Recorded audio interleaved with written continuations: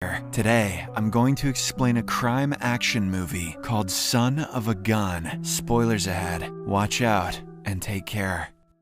The movie opens somewhere in Australia as Junior, a 19-year-old kid, is transported into a prison. Junior grew up in a dysfunctional family and has gotten into trouble with the law ever since he left home a few years ago. Currently, he has been sentenced to 6 months in prison for a seemingly minor offense. After a thorough checking for potential weapons, Junior is moved into his cell where he meets his cellmate Eric. They do not share any words, but it is evident that Eric is genuinely scared of something. As the days pass by, Junior begins to settle into the rigid prison routine. He often notices Brendan Lynch, a notorious armed robber, playing chess during break time. Brendan also catches the teenager staring in his direction several times, but he does not initiate any conversation. Nevertheless, Brendan seems to be in regular contact with a businessman named Sam through the prison's phone. Although the two appear to be playing chess through the phone, they are secretly hatching a much deeper plan. One afternoon during lunch break, Junior passes by Brendan as he's playing chess.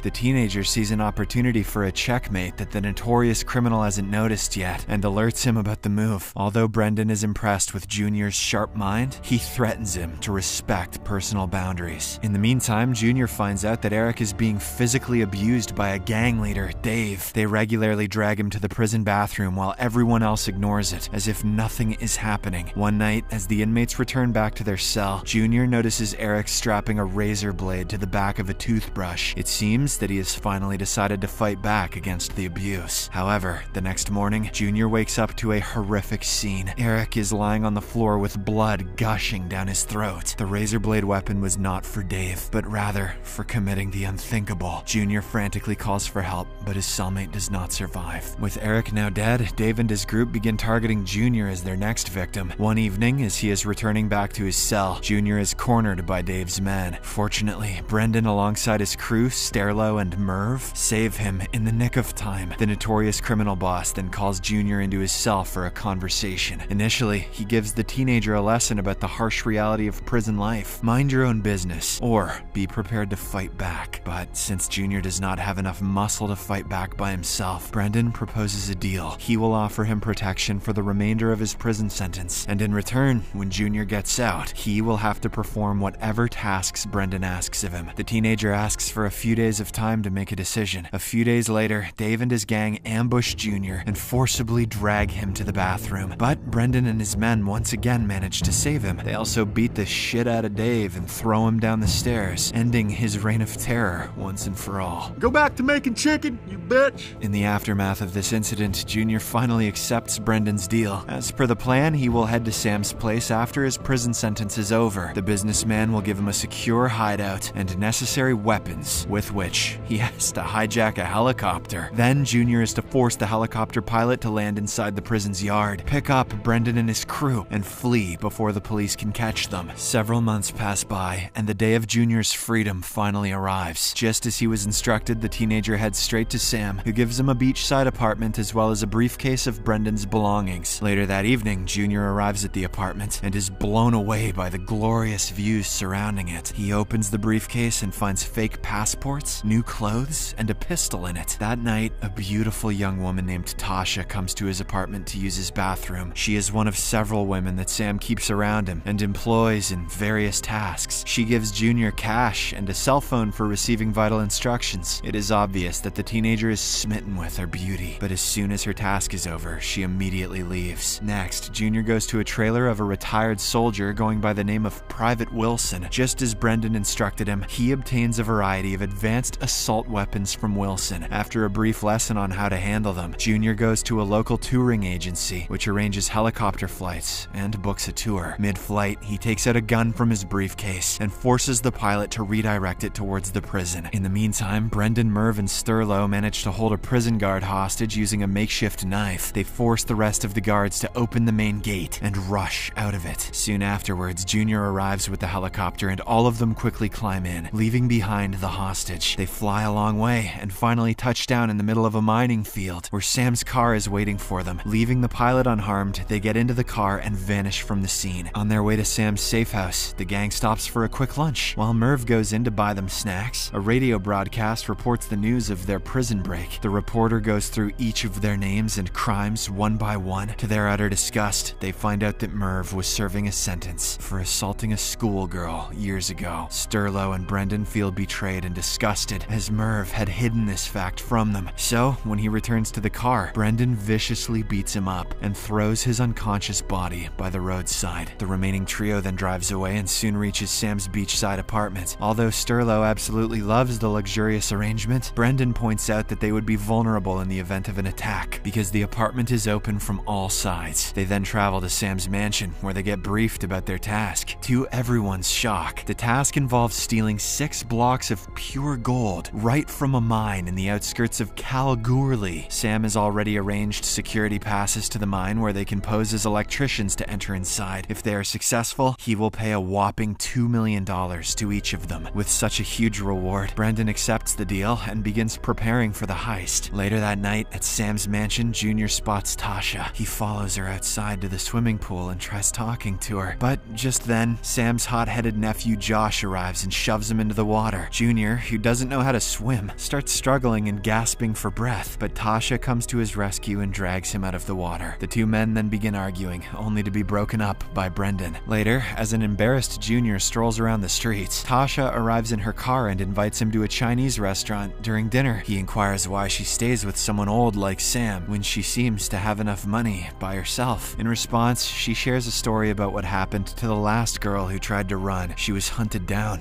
and killed. The following morning, Brendan expresses his anger about the previous night's episode involving Junior and Josh. As a perfectionist, he chastises Junior for letting a woman distract him from the task at hand. Later that afternoon, they relocate to a new hideout, arranged by Sam, a rather discreet place deep in the suburbs of Kalgoorlie. From there, Brendan and Junior travel to the gold mine, checking out the area and making plans for their heist. The scene then cuts to the day of the heist, where the entire group, including Josh, enters the mine. They are disguised as normal-looking electricians. Outside, Brendan's friend and local race car driver Steve waits in a getaway vehicle. He also keeps an eye on any potential police arriving at the mine. As assigned, Junior climbs inside the mine's ventilation duct and crawls into the room where the impure gold is processed into solid blocks. He suddenly descends from the ventilation duct and holds everyone hostage at his gunpoint. This prevents the workers from sounding the panic alarm and clears the path for the rest of the crew to slip in undetected. Once inside, Brendan takes the lead and compels 2 employees to carry out the process of turning the flowing liquid gold into solid bars. Just as everything is going well, Josh panics and ends up shooting an employee's leg. A furious Brendan teaches him a lesson by punching him hard in the face, but the damage has already been done. As soon afterwards, Steve alerts them of approaching police sirens. Brendan, along with the rest of the crew, load up 6 bars of gold and start their exit plan. Disguised as the workers, they manage to reach the outer perimeter of the mine without any problem. They then use the hostages as shields and manage to flee the mine in their getaway vehicle, but several police cars start chasing them, continuously firing at their vehicle. Just as the gang escapes the outskirts of Kalgoorlie, a bullet rips through Sterlo's abdomen, seriously injuring him. After an intense chase, Steve finally manages to outsmart the cops, causing several pursuing police vehicles to crash into each other. But at this point, Sterlo realizes that he won't make it. With his last breath, he asks that his share of the stolen gold be given to his little daughter. That's stupid. What's a kid gonna do with gold bars? The group is devastated by his loss, but they have no choice but to move on. Later, they hide their vehicle inside a truck and head towards their safe house, but Sam instructs them to dispose of the car first and get rid of any evidence. Hence, Brendan and Junior drive the car to a faraway location, torch it with Sterlo's body still inside, and then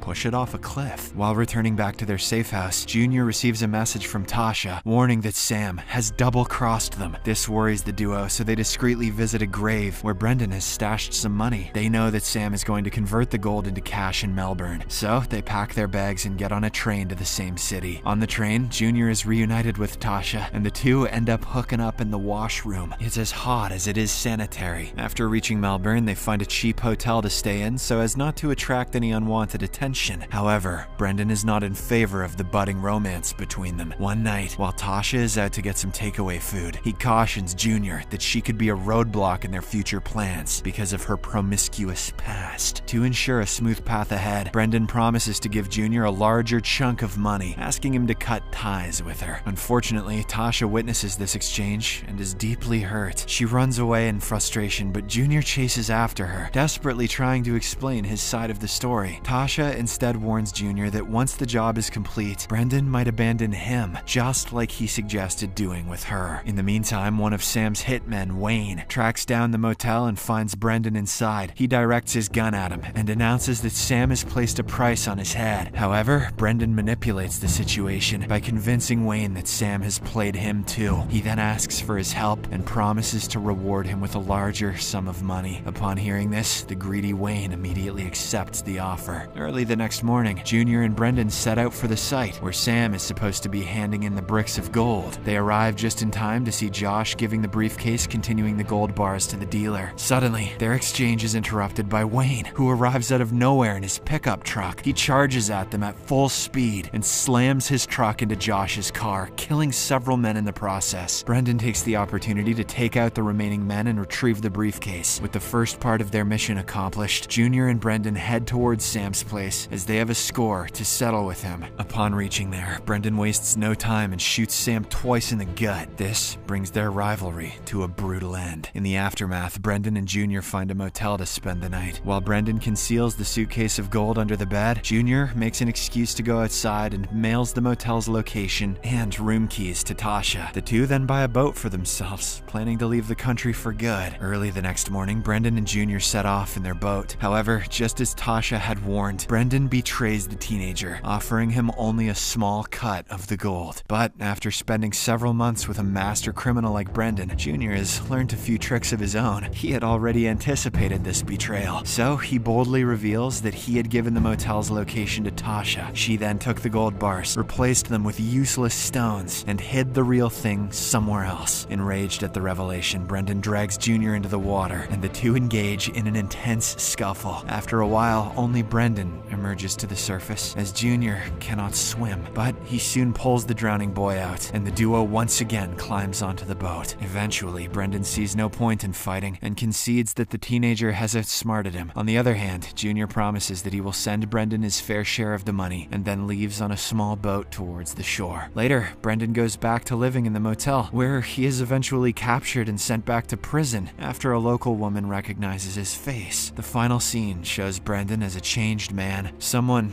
who has accepted his fate. But several months later, he receives a message from Junior detailing the location of his share of the gold. This brings a renewed sense of hope in Brendan as he gazes out of his cell's window.